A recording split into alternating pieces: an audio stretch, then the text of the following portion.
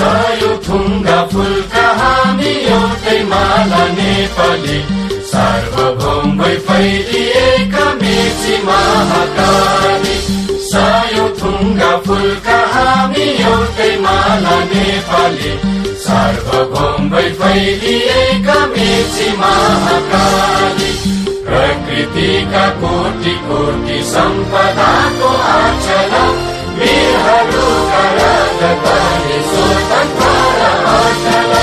ज्ञान भूमि शान्ति भूमि तराई पहाड हिमाल, अखण्ड यो प्यारो हाम्रो मातृभूमि नेपाल। बहुजाति भाषा धर्म संस्कृति छन् विशाल, अग्रगामी राष्ट्र